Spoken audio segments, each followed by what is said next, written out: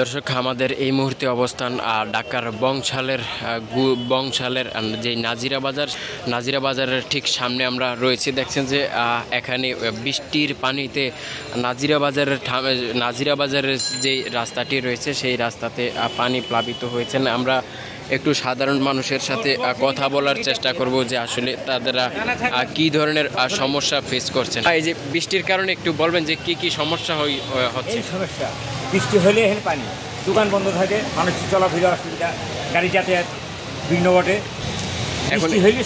এখন এই যে আপনাদের মানে জনভোগান্তি শুরু হয়েছে, এটা আসলে দায়ী কে? সবার সমস্যা এটা দায়ী কে? দায়ী কর্তৃপক্ষ, দায়ী লোক আছে না, মিউনিসিপ্যালিটি যারা দায়িত্ববান লোক তারাই দায়ী। সমস্যার সমাধান করব মিউনিসিপ্যালিটি, কর্পোরেশনের যে চেয়ারম্যান আছে তারা একটা সমস্যার সমাধান করবে বলে আশা রাখি। আসলে এই যে বৃষ্টির কারণে যে এতগুলো দোকানপাট বন্ধ হয়ে গেছে, আসলে এখানে কি সমস্যা হইতেছে? দোকান পানি সাপ্লাই না হওয়ার কারণে নষ্ট বড় সমস্যা।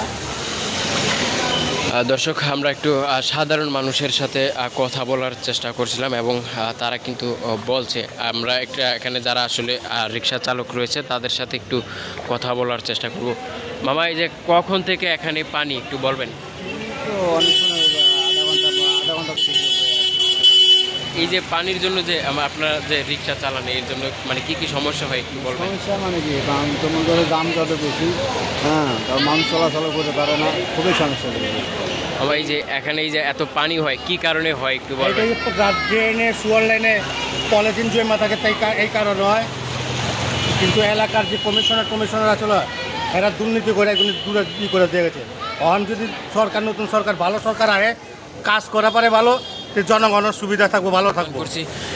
দর্শক, বলে রাখি যে গতকালকে রাত থেকেই কিন্তু ঢাকায় কিন্তু বৃষ্টি প্লাবিত হয় এবং বৃষ্টির কারণেই কিন্তু আজকে ঢাকার যেই দক্ষিণের যে জায়গাগুলো রয়েছে সেই জায়গার বিভিন্ন জায়গায় কিন্তু অতি পরিমাণে পানি জমে যায়। সেই পানি কিন্তু আমরা দেখছি যে এই মুহূর্তে ঢাকার বংশালের যেই নাজিরা বাজার, সেই নাজিরা বাজারেই কিন্তু আমরা এই মুহূর্তে অবস্থান করছি। যে দেখানোর যদি চেষ্টা করি যে এখানে ঠিক হাঁটু সমান পানি, সেই হাঁটু সমান পানির মধ্য দিয়েই ঢাকা দক্ষিণ সিটির যে সকল নাগরিকরা রয়েছেন, ঢাকা দক্ষিণ সিটিতে আসলে যারা বসবাস করেন তারা কিন্তু এই হাঁটু সমান পানি দিয়েই কিন্তু এখানে চলাচল করছেন।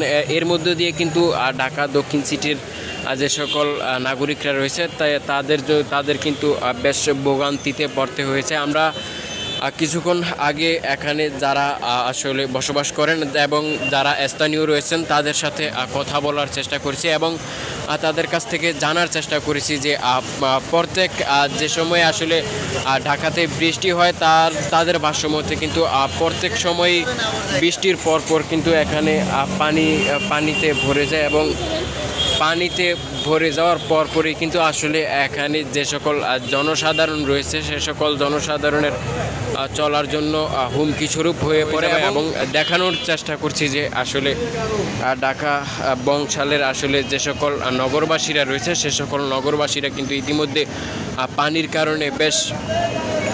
কারণে কিন্তু বেশ ভোগান্তিতে রয়েছেন।